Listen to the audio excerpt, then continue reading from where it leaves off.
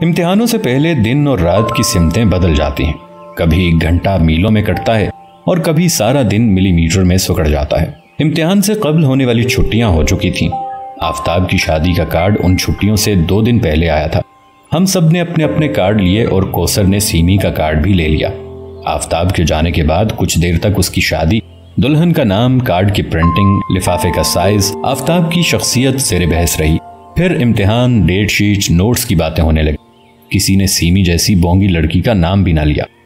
امتحانی چھٹیوں سے پہلے گلاب کے سفید پھول جو کالج کی سڑک کے ساتھ ساتھ نظر آتے تھے روانہ ہو چکے تھے۔ باہر ختم تھی، بھرپور گرمی ابھی آئی نہیں تھی۔ صبح اٹھنے کو جی نہیں چاہتا تھا، رات کو پڑھائی کرنے سے دل بھاگتا تھا، سپہر کو اچانک ٹیمپریچر بڑھ جاتا اور قیلولہ کرنے کو جی چاہتا۔ امتحانوں میں وقت کم رہتا جا رہا تھا، لیکن اب ساتھ پڑھنے والی لڑکیوں کی باتیں زیادہ یاد آنے لگی تھی۔ دماغ میں امتحان کی گھنٹی بجتی رہتی، جس سے گلٹ میں اضافہ ہوتا۔ حسن اتفاق سے ہر فلم ہاؤس میں اب دھڑا دھڑ اچھی فلموں کی نمائش شروع ہو گئی تھی۔ جمال، امجد اور میں ہاسٹل میں رہ گئے تھے، لڑکیاں گھروں میں مقید ہو چکی تھی۔ ہر اچھی فلم دیکھنے کے بعد ہم تینوں قسم کھاتے کہ امتحانوں تک کوئی فلم نہیں دیکھیں گے، لیکن خبر ملتے ہی خدا جانے کیسے پروگرام بن جاتا۔ کورس کے علاوہ سب کتابیں دلچسپ اور پرز معلومات نظر آتی۔ ہم تینوں قریباً ہر روز مختلف بک ڈپوز، کتاب گھروں کے چکر لگاتے۔ ان کتابوں کو جو بک سٹالوں پر بکتی تھیں خریدنے کی ہم میں استطاعت نہیں تھی، لیکن اصلی پڑھائی سے جان بچانے اور ضمیر سے چھٹکارا حاصل کرنے کا اور کوئی طریقہ نہ تھا۔ بک سٹالوں پر پھرنے سے یہ تسلی رہتی تھی کہ ہم تیاری کر رہے ہیں۔ جمال اور امجد نے تو USIS کا کارڈ بھی بنوا لیا تھا، وہ اپنے آپ کو جل دینے وہاں بھی چلے جاتے۔ میں انارکلی میں فٹ پاتھ پر بکنے والی پرانی کتابیں دیکھتا رہتا، پھر پبلک لائبریری چلا جاتا۔ ان مشاغل سے مجھے سیمی کے متعلق سوچنے میں بڑی مدد ملتی تھی۔ اپنی میز کرسی پر دلجمی سے پڑھنے میں یہ قباحت تھی کہ پھر شدت سے توجہ لگانا پڑتی اور سیمی کے خیالوں کا انحد باجا فیڈ آؤٹ ہونے لگتا۔ بک سٹالوں پر، فٹ پاتھ کنارے اور پبلک لائبریری میں دماغ کو کسی جہت پر لگانا نہیں پڑتا تھا۔ جوں جوں امتحان قریب آ رہے تھے، گھبراہٹ زیادہ اور پڑھائی کا گراف گر رہا تھا۔ اب ہم تینوں نے داڑیاں رکھ لی تھیں، لیکن میں شیو سے زیادہ خط بنوانے میں وقت صرف کرتا۔ جب بھی ہم تینوں ملتے پڑھائی کے متعلق ناآسودہ گفتگو ہوتی۔ ہر روز ہم تینوں فیصلہ کرتے کہ گھر ہی چلے جانا بہتر ہے، لیکن دوسرے دن سب ہاسٹل ہوتے۔ میں اپنے گاؤں چندرا نہیں جا سکتا تھا کیونکہ وہاں ماں بھی نہیں تھی اور بجلی کا بھی انتظام نہیں تھا۔ ساندہ کلا میں بڑے بھائی مختار رہتے تھے، لیکن میں کبھی ان کے پاس نہیں رہا، اس لیے میں امتحان کی تیاری کے لیے کسی نئے ماحول میں جانے کو تیار نہیں تھا۔ چندرا میں بغیر بجلی کے تیاری ہو سکتی تھی، بشرطے کہ ماں زندہ ہوتی۔ چندرا میں پڑھائی ممکن تھی اگر 10ویں کے بعد میں گھر چھوڑ کر قصور نہ چلا گیا ہوتا۔ ذہنی طور پر چندرا سے کٹ کر اب امتحانی چھٹیاں گزارنے میں وہاں کیسے جا سکتا تھا۔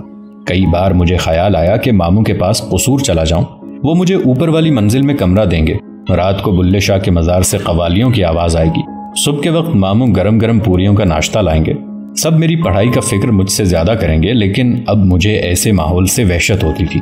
دراصل میں کسی ایسے ماحول میں جانا نہیں چاہتا تھا جہاں میں زیادہ وقت سیمی کے متعلق نہ سوچ سکوں۔ پتہ نہیں کیوں مجھے احساس ہوتا تھا کہ اگر میں نے ہاسٹل کا کمرہ چھوڑا تو کہیں اس کے در و دیوار کے ساتھ ہی سیمی بھی پیچھے نہ رہ جائے۔ آفتاب کی شادی سے 1 رات پہلے کا واقعہ ہے۔ میں بنیان پاجامہ پہنے اپنا بستر گول کر کے کمر کے پیچھے لگائے پڑ رہا تھا کہ دروازے پر دستک ہوئی۔ میرا خیال تھا کہ دستک گول کر جاؤں کیونکہ ہاسٹل کے لڑکے کافی وقت ضائع کر دیتے تھے، لیکن پھر آواز آئی، قیوم۔ میں نے دروازہ کھولا، وہ سامنے کھڑی تھی۔ سیمی کو دیکھ کر میں پسینے میں نہا گیا۔ وہ پہلے سے زیادہ دبلی، لمبی اور زرد لگ رہی تھی۔ آج اس کے کٹے ہوئے سرخ بال کھلے تھے اور کینوس کا بیگ اس کے ساتھ نہیں تھا۔ وہ پہلے جیسی نہیں تھی، گو ظاہر اتوار پر اس میں کوئی خاص تبدیلی بھی نہیں آئی تھی۔ آپ کب آئیں؟ آئیے نا، ابھی 8 بجے کی فلائٹ سے۔ اپنا سامان YWCA میں رکھا ہے۔ اور یہاں گھر نہیں گئی آپ؟ میں نے تکلف سے پوچھا۔ کون سا گھر؟ ابھی تک تم میرا گھر نہیں بھولے؟ وہ رول کیے ہوئے بستر پر بیٹھ گئی۔ اس کے کولے کی ہڈیاں تنگ جینز میں بہت نمایاں تھیں۔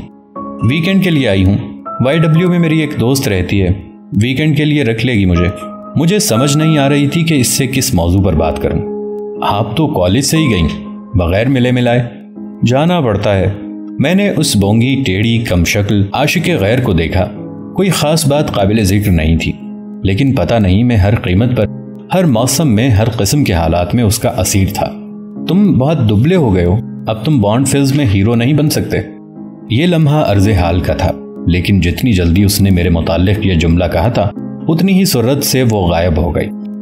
تم نے پوچھا نہیں کہ میں کیوں آئی ہوں لاہور؟ میں نے اب بھی سوال نہ کیا۔ میرا دل کہتا تھا کہ وہ آفتاب کی شادی پر آئی ہوگی۔ کون کون جا رہا ہے شادی پر؟ جمال اور امجد، میں نے جواب دیا۔ اور تم؟ آفتاب میرا روم میٹ تھا، میرا دوست نہیں تھا۔ شاید میں تمہیں پہلے بھی بتا چکا ہوں۔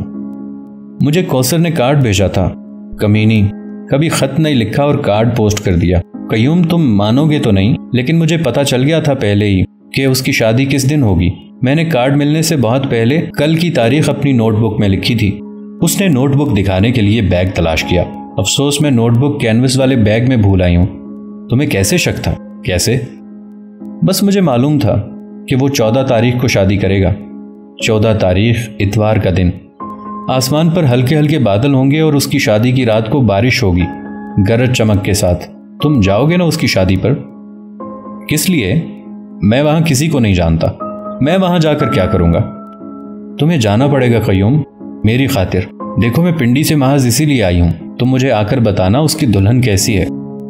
تم خود چلی جاؤ، تمہارے پاس کارڈ ہے کوثر کا بھیجا ہوا، بلکہ تم تو دلہن کو زیادہ قریب سے دیکھ سکتی ہو۔ ہاں جا سکتی ہوں، دیکھ سکتی ہوں، لیکن کیا؟ بس قیوم میں بہادر لگتی ہوں، لیکن صرف لگتی ہوں، اندر سے نہیں ہوں۔ قیوم پلیز فار مائی سیک آفتاب کی بیوی کو دیکھ کر آنا، میں نے سنا ہے وہ بہت خوبصورت ہے۔ تمہیں کس نے بتایا؟ وہ آفتاب کی کزن ہے، ویسی ہی ہوگی آفتاب جیسی۔ سیمی کی اندر دھنسی ہوئی آنکھوں میں آنسو آ گئے۔ تم جاؤ گے نا؟ میں نے اس کی کوٹھی دیکھی ہے، کل ڈیوس روڈ کی اس کوٹھی میں کتنی روشنی ہوگی۔ آفتاب دولہا بن کر باہر نکلے گا تو تم اسے دیکھنا قیوم۔ وہ یکدم سیمی چپ ہو گئی۔ چلو ہم اکٹھے چلیں گے۔ وہ ڈر گئی۔ نا جی، بھلا میں کیسے جا سکتی ہوں وہاں؟ اس کی بیبے مجھے قتل کر دے گی فوراً۔ کون جانے آفتاب بھی برا مان جائے۔ میں نے سیمی کا ہاتھ پکڑا اور محبت سے کہا، سنو سیمی، گو اپنی نصیحت پر خود عمل نہیں کر سکتا، لیکن میرا فرض ہے کہ ایک بار میں صورتحال سے تمہیں اچھی طرح روشناس کراؤں۔ مثلاً تم کیا کر رہی ہو پنڈی میں؟ ایک ٹریول ایجنسی ہے، اس میں ملازم ہوں۔ تم ایم اے کرو، واپس آ کر مکمل کرو اپنی تعلیم۔ وہ اونچے اونچے ہنستی۔ میں تعلیم یافتہ ذہین عورتوں سے نفرت کرتی ہوں، کمبخت بلا کی جھوٹی ہوتی ہیں۔ اور پھر جب تک آفتاب لاہور میں ہے میں کیسے یہاں آ سکتی ہوں؟ سب کچھ پھر سے شروع ہو جائے گا۔ ذرا غور سے سوچو، آفتاب کی شادی ہو رہی ہے، تم کیوں خود بخود دیس نکالا لے رہی ہو؟ اپنے ماں باپ سے سمجھوتا کر لو سیمی، مشرق میں سب اولاد سمجھوتے کے لیے پیدا ہوتی ہے۔ وہ چپ چاپ بستر کی چادر میں سے تارے نکالنے لگی۔ قیوم بڑی مشکل ہے، میں تو سمجھوتا کر لوں گی، لیکن میری وجہ سے ان دونوں کو آپس میں بڑے سمجھوتے کرنے پڑتے ہیں۔ ڈبل بیڈ پر سونا پڑتا ہے، اکٹھے تقریبات میں جانا پڑتا ہے۔ جب بھی میں گھر پر رہوں ان دونوں کو میری خاطر محبت کی فضا کا انتظام کرنا پڑتا ہے۔ بجلی، گیس، ہاٹ کولڈ واٹر کی طرح بڑا بل آتا ہے محبت کا۔ وہ دونوں بیچارے بڈھا بڈھی جوان بننے کی کوشش کرتے ہیں، الگ الگ میری خوشامدیں کرتے ہیں۔ میں ان دونوں سے محبت کرتی ہوں قیوم۔ جب وہ دونوں میری وجہ سے سمجھوتے کرتے ہیں تو مجھے بڑی تکلیف ہوتی ہے۔ شاید وہ اب بھی سمجھوتے کرتے ہوں، اب بھی شاید، لیکن اب میں دیکھ نہیں سکتی۔ میں نے سوال کرنے کے لیے منہ کھولا اور پھر چپ ہو گیا۔ پوچھو نا۔ میں بڑی دیر چپ رہا۔ اصل سوال ہمیشہ نکٹائی کی گرہ بن کر میرے ہی حلقہ ناطقہ بند کرتے رہے۔ آفتاب کو بھی بڑے سمجھوتے کرنے پڑتے تھے میری وجہ سے، اسی لیے تو میں نے کالج چھوڑ دیا۔ مجھے بڑا ترس آتا تھا آفتاب پر۔ کیوں آخر؟ ایک بار پھر میں نمکین پانی تھا اور وہ مجھ میں سلور نائٹریٹ کے تلچھٹ کی طرح بغیر ملے ہوئے بیٹھتی جا رہی تھی۔ کالج میں اسے مجھ سے محبت کرنی پڑتی تھی، گھر جا کر اپنی کشمیرن بیبے کے ساتھ شادی کے امور میں دلچسپی لینی ہوتی تھی، پھر شام کو اپنی کزن کے گھر بھی جانا ایک معمول تھا اس کا۔ اللہ جانے وہ مجھ سے محبت کرنے میں زیادہ مجبور تھا کہ کزن کے ساتھ شادی کروانے میں۔ اب تو یہ باتیں میں اس قدر سوچ چکی ہوں کہ اگر مجھے جواب بھی مل جائے تو میں عادتاً یہی کچھ سوچتی رہوں گی باقی ساری عمر۔ آفتاب کی محبت سیمی کی عادت بن گئی تھی اور میری محبت، اس کے اظہار کا بھی ابھی تک مجھے موقع نہیں ملا۔ سیمی نے مجھے آستین سے پکڑ کر التجا کی، سنو قیوم، تمہیں شادی پر جانا ہوگا، جانا پڑے گا۔ دیکھو تم انکار نہیں کر سکتے، وعدہ کرو، پرومس۔ وعدہ؟ ایسے نہیں، ہاتھ ملا کر، وعدہ۔ میں نے سیمی کا ہاتھ گرفت میں لے لیا۔ جلتی استری پر چھن سے جیسے پانی کی بوند پڑی، اس کا ہاتھ میرے ہاتھ میں پڑتے ہی غائب ہو گیا۔ زیبا کے ہونٹ پر تل ہے، غور سے دیکھنا قیوم، بائیں طرف گہرے سبز رنگ کا تل۔ تمہیں کس نے بتایا؟ مجھے کوئی کچھ نہیں بتاتا، بس مجھے پتا ہوتا ہے۔ یاد رکھنا قیوم، ہونٹ پر۔ اس کا چھن سے غائب ہو جانے والا ہاتھ میرے گرم ہاتھ میں تھا۔ پہلی بار میں نے سوچا کہ کیا میں جنسی طور پر فرسٹریٹڈ ہوں؟